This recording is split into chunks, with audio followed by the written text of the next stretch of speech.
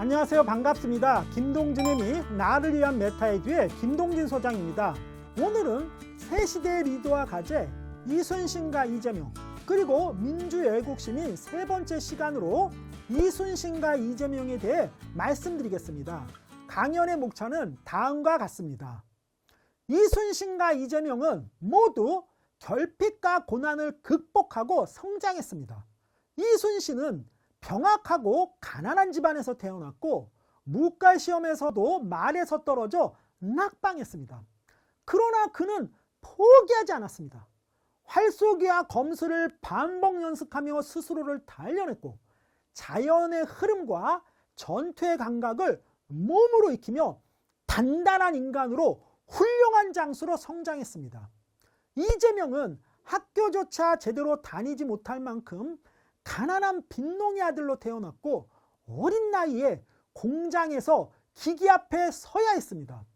그러나 그도 멈추지 않았습니다. 검정고시를 거쳐서 사법시험이라는 높은 벽을 넘었고 가진 것 없는 이들을 위해 헌신하는 시민인 꿈 변호사가 되었습니다. 두 사람의 공통점은 타고난 천재나 엘리트가 아니라 결핍과 고난을 이겨내면서 성장한 후천적 리더였다는 사실입니다. 다음은 현장에서 답을 찾는 실전형 리더십입니다. 이순신은 책상머리에서 지시만 내리는 장수가 아니었습니다. 직접 노를 젓고 병사들과 함께 숨을 고르며 병력과 지형, 바람과 무기의 흐름까지 통합해 전투를 설계한 실전형 리더였습니다. 농민들과 곡식과 해산물을 물물 교환해서 군량을 마련했고 지형을 읽고 흐름을 설계하여 전쟁조차 살아있는 경제의 일부로 만들었습니다. 이재명도 마찬가지였습니다. 성남시장과 경기지사 시절 수많은 현장을 발로 누비며 민생을 체감하고 정책을 설계한 행정의 달인이었습니다. 청소노동자와 함께 식사하고 복지현장과 재래시장을 돌며 사람의 삶에서 출발한 행정을 설계했습니다. 6,632억 원의 성남시 부채를 다 갚으면서도 지역 앞에 청년 기복소득 같은 생활 속 복지화 개혁을 동시에 구현했습니다. 두 사람 모두 현장을 알고 사람을 알고 자원을 통합하는 실전형 리더였습니다. 다음은 외부의 적보다 더 무서운 내부의 적과의 투쟁입니다. 이순신은 외군보다 더 끔찍한 내부의 정적들에게 모함을 받아 파직되고 투옥되고 고문마저 당하는 치욕을 겪었습니다.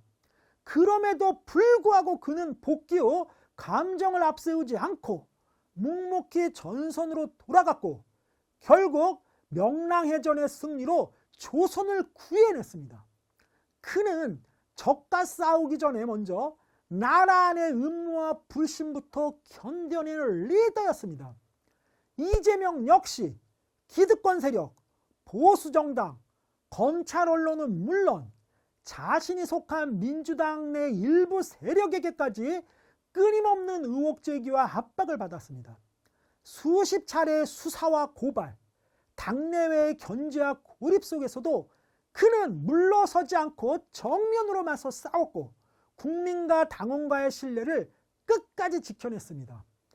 두 사람 모두 외세 또는 외부의 적보다 더 끔찍한 내부의 방해 세력에 맞서 꺾이지 않은 훌륭한 리더였습니다. 다음은 백성과 시민을 중심에 둔 리더십입니다.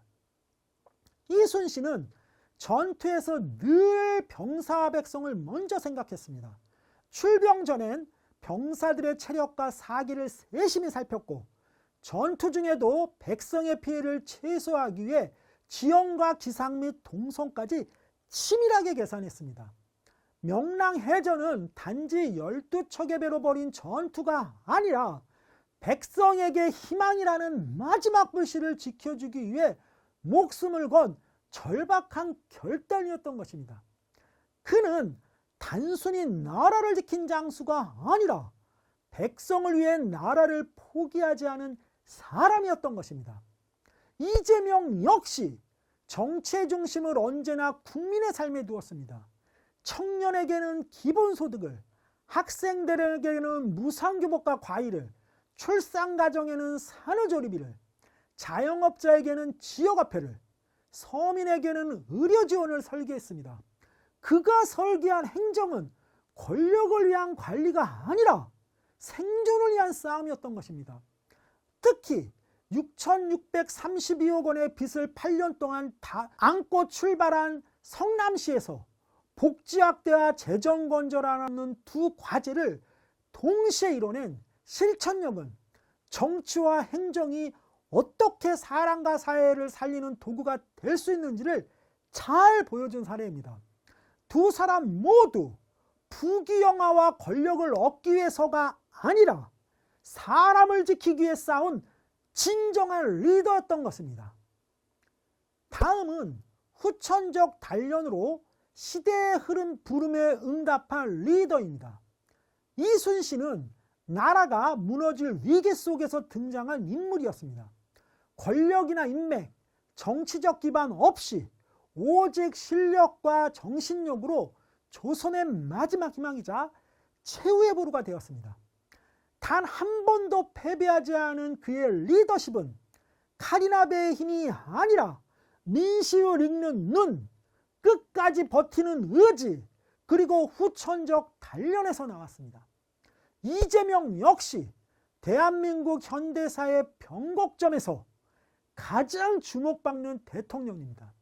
기득권과는 거리가 먼 아웃사이더로 출발했지만 현실개혁의 능력과 강한 추진력, 그리고 시민의 삶을 최우선으로 두는 철학으로 지금 이 시대의 가장 강력한 지도자입니다.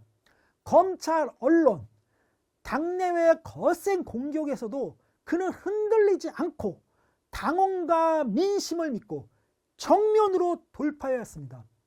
두 사람 모두 후천적 단련과 실전으로 시대 정신을 제대로 구현한 리더인 것입니다.